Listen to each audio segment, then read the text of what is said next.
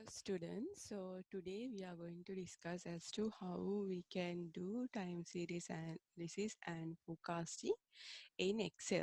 So when it comes to forecasting techniques, you know that there are qualitative techniques as well as quantitative techniques. So qualitative techniques are available such as survey methods, maybe taking a complete enumeration survey or a sample survey or a user survey. Likewise, there are qualitative methods like opinion method and Delphi technique. So these techniques, most of the techniques we have discussed when it comes to operations and supply chain management in your second year, second semester module. And when it comes to quantitative techniques, you have simple regression and multiple regression. We have already discussed those two techniques as to how you can use Excel to come up with regression and multiple regression. And today we are going to discuss about time series models, how you can do a time series analysis and forecasting by using Excel. So why do you think business forecasting is important? So before that, what is forecasting? Forecasting enable businesses uh, to plan for resource allocation. So one of the most important reason why the business organization spend money on forecasting is that it helps a lot in the planning of resource allocation for the business. And also, if data which we collect is of high quality, there is a high probability that we might get these results accurate. However, there are some problems associated with business forecasting. One is that data is not always reliable or accurate. So that we have to accept as a fact. Sometimes the data that we get collected are not always accurate. And also data may be out of date. So once you start doing the analysis, maybe the data that you have collected could be out of date. And the past is not always a guide to the future. We know when it comes to the business environment, we live in a business environment which is VUCA. We live in a VUCA world. VUCA world simply means it's a volatile, uncertain, challenging, and highly ambiguous business environment. So when we live in an environment which is of highly volatile, it's very unlikely that the same thing will not be continued in the future also. So we never expected an outbreak of coronavirus. So it's something very unexpected. And also when it comes to tsunami like disasters, they are something unexpected. So the past is not always a guide to the future. So another reason, another loophole, another weakness in business forecasting is that since it's not the same thing that's going to get continued in the future, since there are random things happening, since there are very unexpected things that we would have to encounter, there would be errors when it comes to the forecasted values. And qualitative data may be influenced by peer pressure. So if you are following a qualitative technique, it would be influenced by the peer pressure. It would be very biased if you are depending on a qualitative technique.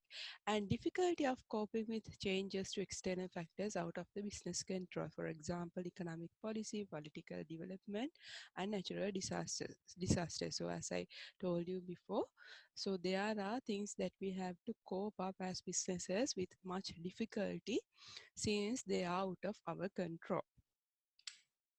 So why is it important for us to forecast? Why is forecasting necessary? All organizations operate in an atmosphere of uncertainty, and decisions must be made today that affect the future of the organization. So whatever the decisions that we are going to make in the future, there are some decisions that would be planned from today onwards. Since the business environment is highly volatile, highly changing, highly dynamic, we have to start planning ahead. Educated guesses about the future are more valuable to organizations, managers than uneducated guesses.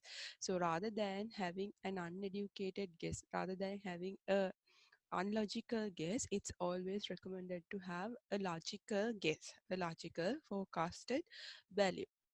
And who need forecast? So almost every organization, may it be large, may it be small, or may it be a private organization, or may it be a public organization, almost all the organizations needs forecasting. In addition, forecasts are needed in functional lines. When it comes to a business organization, it's very important. This forecasting practice is very important in the functional lines like finance, marketing, personnel, and production areas, and in government and profit-seeking organizations, in small social clubs, and in national political parties as well. So almost everyone needs forecasting. So data in forecasting. So when we talk about the data in forecasting, the first point says collection of valid and reliable data, a time consuming and a difficult part in forecasting. So collecting of valid and reliable data is very time consuming, and also it's said to be one of the most difficult part when it comes to the process of forecasting is collecting of va- uh, val- valid and reliable data, because it takes time. The most sophisticated forecasting model will fail because of applying unreliable data. If you, even though you come up with a very sophisticated forecasting model, it might fail since you have not collected reliable data. So that is the reason why we say that collection of valid and reliable data is the critical section, is the very important section that we have to be mindful of when we are doing forecasting.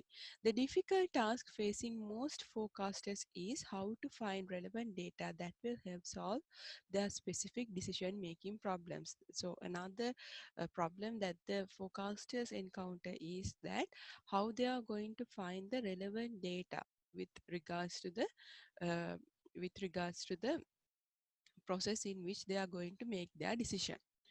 So there are four criteria that can be applied to determine the usefulness of data. So to determine whether a particular data is useful or not, there are four main criteria.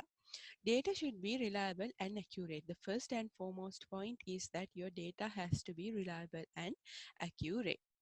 So when it comes to the reliability of data, the reliability of the source that you get the data is very important. So you have to pay a special attention as to where you are going to extract the data. Is it a reliable source? And data should be relevant. So it's very important that your data has to be relevant. So that is said to be the second criteria when you apply to determine whether a particular data is useful. Third point, data should be consistent. So there you have to have consistency in data. So when defining change concerning how data are collected, adjustments need to be made to retain the consistency of historical patterns. So if you are going to get the sales data for 4 quarters from year 2010 to 2020, you have to make sure that you have get the data collected for all 4 quarters each year. So the consistency is important, and data should be timely. So another point that you have to be mindful of when you are collecting data, when it comes to the point where we determine whether the particular data is useful or not, the timeliness of the data is important. So the data has to be collected, summarized, and published on a timely basis will be of greatest value for the forecasters. And data in forecasting, generally two types of data are of interest to the forecaster. So when we look at a forecaster, there are two types of data that would be useful for a forecaster. First one is the data that has been collected for a single point in time. Data collected for a single point in time. So be it an hour, a day, a week, a month, or a quarter. So if you are going to get the sales data for the month of January from each district in Sri Lanka, so that is a data collected for a single point in time. Okay, and when it comes to observation of data, Second one is second type of data that would be of interest for a forecaster would be observation of data made over time. Cross-sectional data in inference statistics. So cross-sectional data is also important.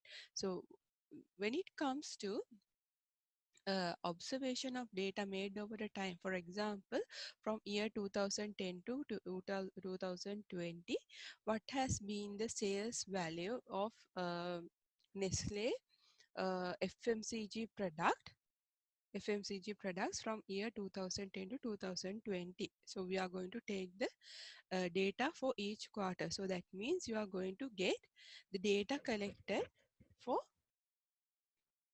a period of time. Okay, so what is time series data? Since we are going to discuss about time series analysis, you should know what is time series data. Any variable that consists of data that are collected, recorded, or observed over successive increment of time is called time series. So for example, as I told you, if it's going to be the sales value of a particular company from year 2015 to 2020 quarter wise, that means you are going to look at time series data. Okay,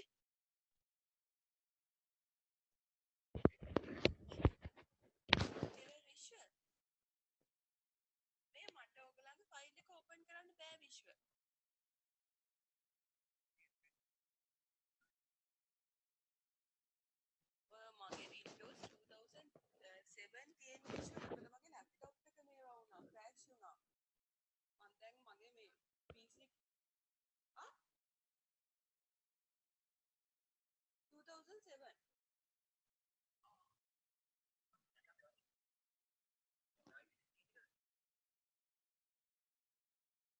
මගේ 7 එක තියෙන්නේ ඒකයි scene එක හැබැයි මම යුරේෂ් ලා ගේම මම open කරා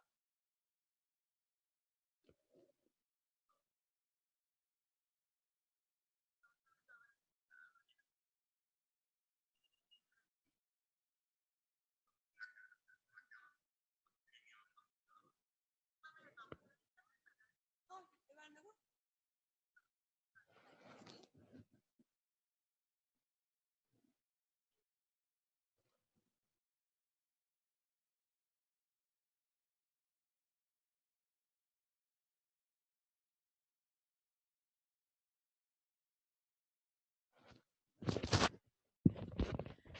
sorry about uh, I'm sorry about that.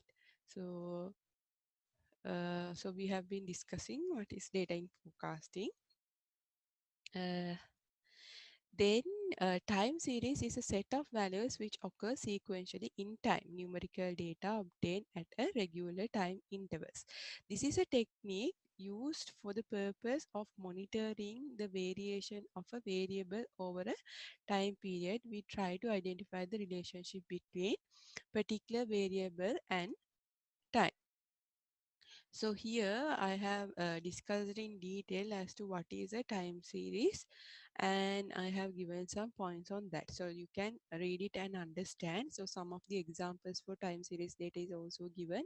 Weekly sales in a store, number of visitors to the hotel over the last few months. Likewise, there are some examples of time series data.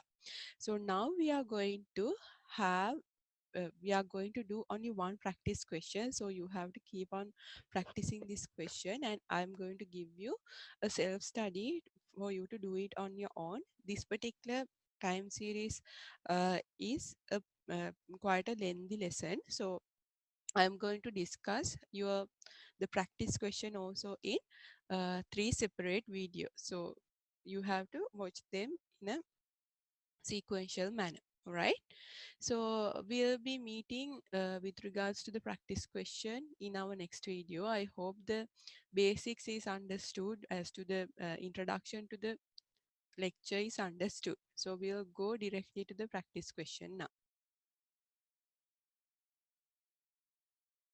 Hi students, so we are going to look at the first practice question. So in the course web, I have given you the particular data set. So open the car sales data first. Okay, and after you have opened the car sales data, the first step is that we are going to visualize the data set. So let me share the car sales data set with y'all. So I hope all of you can see the car sale data. So the data is given for quarterly basis. That means for 1 year, they have given us the sales data for uh, 4 periods. All right. Uh,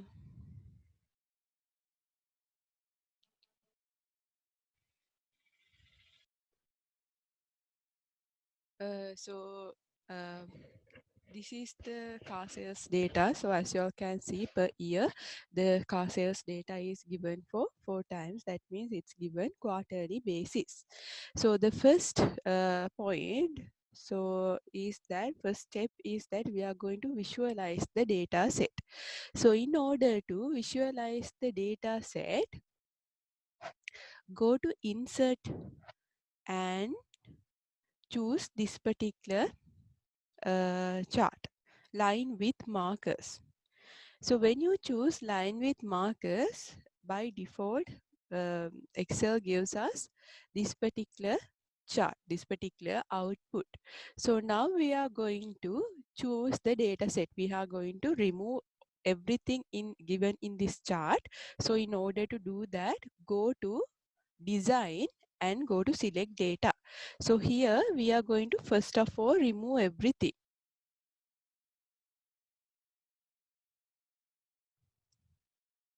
Remove everything. Now we are going to tell Excel what sort of a chart we need. So the here we are going to add, go to add, and the series name is sales. So we are going to add the series values, choose from year 1 quarter first sales data to year 4 quarter 4 sales data. Okay, now click OK. So now you have come up with the chart. So look at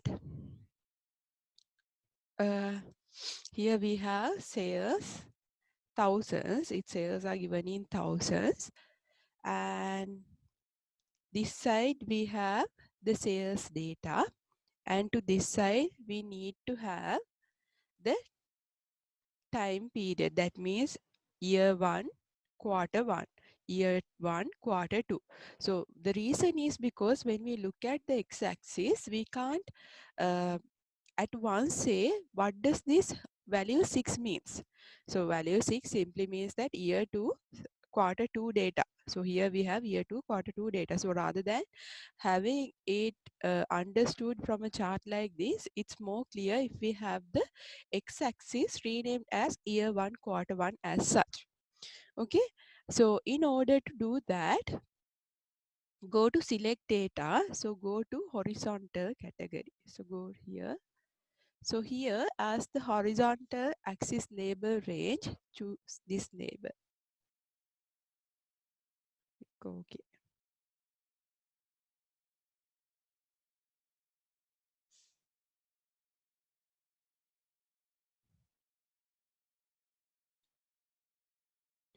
From like this, without choosing the labels, choose this particular data and click OK.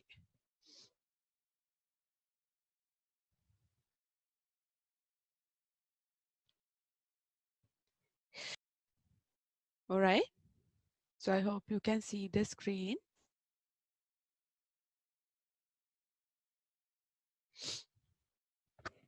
So here we have edit the axis, and we have sales data to this side. And now we have to, rather than having it the chart name as sales, we'll have it as time series plot of sales. Time series plot of sales. So what we have done here is that we have visualized this particular data set that were in value in a chart so that it is more visual for us. The pattern is more clear. So what is the reason? Why are we doing this time series analysis? What is our ultimate objective? So what we want is that we want to predict year 5 sales for year 5 quarter 1, quarter 2, quarter 3 and quarter 4. So that is our ultimate objective. So in order to do that, the first step is that we are going to visualize the particular data set as in to see what sort of a pattern has been there in the past 4 years, because we are given data set for data for past 4 years for each quarter. So when you look at this particular chart, this particular time series plot of sales, what can you all see? So here in the pattern, you all can see first there is a dip and there is a climax. Again, when it comes to year 2, there is a dip and there is a climax. There is a dip and there is a climax. So what we call this particular uh, this pattern is that the dip and the climax, dip and the climax. We call it as the seasonal factor. So these are some of the factors that you have to study when it comes to time series plot. So what is meant by this particular dip climax, you all can see there is a short-term regular wave-like pattern. So we call this particular factor as the seasonal factor. Sometimes this might happen monthly or quarterly. So after the first quarter, there is a dip in the sales. Again, when it comes to second quarter to third quarter, y'all can see there is a climax. Each year, y'all can see this particular pattern has been continued. So this factor in the time series plot, we call it as the seasonal factor. The reason why this happens may be because during the sunny season, a hotel will record a high level of sale. Maybe because of that. Or maybe since this is with regards to car sales, maybe in a particular quarter of the year, the sales goes up. Maybe there are various reasons. Okay. Maybe if it is an apparel company, we know when it comes to the months like March and April, the sales goes up. So that pattern remains unchanged because that is the human behavior. So if we are going to take the sales value for an apparel company year-wise on quarterly basis, you all can see from first quarter to second quarter, there is a climax. The reason would be because of the festive season. Is it clear? Is this particular, I hope this is clear. So you can go through the lecture slides also. And also, when you look at this particular chart, you all can see if you ignore these particular fluctuations, still there is a upward, there is a increasing trend. We call this particular factor as the trend. So long run increase or decrease over time, overall upward or downward movement, we call it as the trend. So here we all can see there is a upward trend. And the third factor is the irregular or random factor. So here, even though I told you, even though I have told you that there is a drop and there is a climax, there are some random variabilities as well. So that factor, we call it as the random factor in the time series plot. random factor, or else we also call it as the irregular factor. So when we look at the real life situation, there are no perfect time series plots. There are no smooth plots. So always the particular data set would be associated with a particular irregular or a random factor. Is it clear? There is another factor when it comes to time series plot. We call it as the cyclical factor. But we can see the cyclical factor when we consider a set of data, a data set for a very long time period, very longer time period. So here we have considered only 4 years now. So if we had considered this particular data set for 20 years of time, we can see this long-term wave-like pattern. That we call it as cyclical factor, but we can't see the cyclical factor in this particular example. So you can read about the cyclical factors when you are referring the lecture slides. So how many factors we have learned when it comes to time series plot? In this particular example, we can see three factors. First one was the seasonal factor, the drop, climax, and the trend factor where we can see an upward movement of the sales values. And the third one has been the irregular factor. So in the real life situation, we can't see smooth curves. So the reason is because of the irregular or the random factor. So I hope it's understood. Now the okay students, so we have now discussed as to how you can come up with now you are on this page. So we have discussed as to what is our intention. Our intention is to forecast the sales value for year 5 4 quarters, and here we have come up with the time series plot of sales. So we have visualized the data set, and you know what are the factors in the time series plot of sales with respect to this example. So we have the trend factor, we have an upward movement, we have the seasonal factor where you have the drop climax likewise, and you know that associated with every real life situation you have a regular factor associated. So now we are actually in the step 4 of your we are in the step 4. Okay, so hope you can see. So in step 4 we are asked to create a time code column. So this is in order to, this would be useful for us in the future purposes. That is why we are creating the time code column now. So create the time code column. Time code column is, it's nothing much. So you have to code the time frame. So year 1, quarter 1, it's 1. So there's nothing changing that. When you look at year 2, quarter 1, it's 5. So the time code goes as 5. So it gets continued until 16. Since there are 4 quarters in 4 years, it gets continued until 16. And now we are going to look at the real analysis. So we are going to go for the real analysis of the time series now.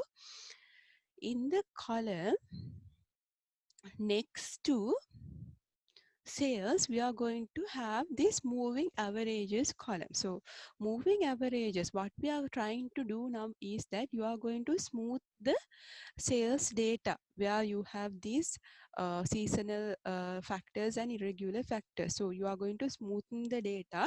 So what you mean by smoothing the data is that you are going to take out the seasonality factor and the irregularity factor. Okay, so in order to do that, there are several techniques, but the technique that we are going to follow today is the moving average technique. So I'll name this column as moving averages. You can follow the steps with me. So moving averages. So how you can come up with moving averages is that since we have considered the sales data here for 4 quarters, and since we can see the cyclical factor for 4 quarters, so there is a drop, then there is a climax. Then when it comes to the after the first 4 quarters, in the next 4 quarters also we can see the same pattern has got continued. So we are going to have these moving averages for taking number 4. we are going to have the averages for four sales values. So we are going to have it started here. The reason is because actually when we consider the sales value for these 4 quarters, the sales value, the moving average value that we are getting should be in correspondent to the quarter 2 and 3. So that means it should be in between these two lines. But since it's not possible for us to take it in between these two lines, I'm going to have the first moving average value calculated here in correspondent to quarter 3, but actually it should be in between quarter 2 and 3. It's common sense, but since we can't have it over there, I'm going to have it created here. So what is the formula? It's average, tab it. So we are going to have the average for the 4 quarters. So select the 4 sales values in the first year, first 4 quarters. So you are having it as 5.4. So we are going to have the averages for all the quarters, but when you are creating the moving averages column, make sure that you are considering the averages for 4 sales values. When you look at this particular moving average value, you have got the you have considered these 4 sales values. So when you look at the second moving average value, you have again considered 4 particular sales values. But when you move towards the last moving average values, you all can see here they have considered only 3 sales values. That means they have not got the Excel has not generated the average of 4 sales values, but only 3 values. So we are going to remove it. When you look at this moving average value, no problem. Again, they have considered 4 sales values and they have got the average of these 4 sales values. Okay, so we have come up with the moving averages. So now we are at the stage of smoothing the sales data where we are going to where we are trying to take out the seasonality factor and the regular factor. But I told you actually in the if we look at the data set, this moving average has to be in correspondent to the time period in between 2 and 3 quarters. But we don't have a line as such. So what we are going to do is that we have to have this particular moving average in correspondent to a particular quarter, or in correspondent to a particular quarter. So if you are taking the moving averages for an even number like 4, always you are recommended to come up with this column as centered moving average. So how you can come up with the centered moving average is that, look at here, we have considered these 4 sales values and we have come up with this particular moving average value. Here we have looked at these 4 particular sales values and we have come up with the moving average for that particular 4 sales values here. So that means we have considered overall these 4 sales values. So the centered moving average has to be in correspondent to quarter 3, because when we were calculating these two moving averages, all together we have considered all these 5 sales values. That means the center of these sales values has to be in year 1 quarter 3, because there are 5 values and the third place is the center value. So in order to come up with the centered moving average, you don't have to calculate it from sales values. Instead, you can calculate it from moving average. The only thing you have to remember is that it should be the centered moving average has to be in correspondent to this particular row, year 1 quarter 3. So when you come up with the centered moving average, the same formula, average, we are going to take the centered moving average for these two values. Okay, it's 5.5. So it should be in correspondent to quarter 3. Then we'll drag it down. The just like in moving averages, also in centered moving averages, make sure that you are taking the average of two moving averages values, because you are taking the center. So here we have considered these two moving averages. Here we have considered these two moving averages. But when we look at this one, they have considered only one particular thus we have only one particular moving average. Here we don't have anything, so we have to remove it because they in this particular cell it has not considered two moving averages, but here no problem, they have considered two moving averages and come up with the centered moving average. So these two steps together we call it as smoothing of the sales data. So smoothing means you are taking out the seasonality and irregularity. Okay, this is what we have done in these two stages. What we have done is that we have smoothing, we have